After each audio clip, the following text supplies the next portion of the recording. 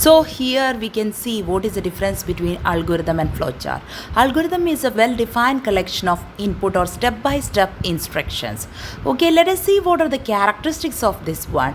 It is a well-defined set of inputs, clear and unambiguous, language independent, feasible, finiteness, well-defined output. So see, like this way, step-by-step instruction we can give to perform a task. This is the example for checking whether it is username is valid or not. So let us see what is flowchart. A flowchart shows breakdown tasks, separate steps. They can be used to represent how the programs work.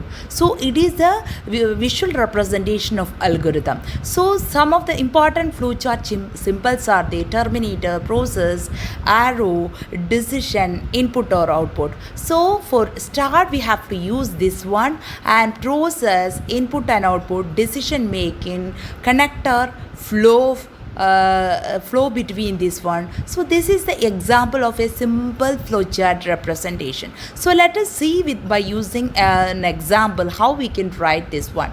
How to prepare a tea? For that you can write a step-by-step instruction. If you're representing in the form of flowchart, will be looking like this. So I included many examples here. You can see in detail how we can do it. So whenever we are using that decision making, that will be two options will be there, yes or no, that can be connected to the rest of the corresponding steps. So this is the method to make the program's idea, concept of program, how our program will work actually. So before doing the programs,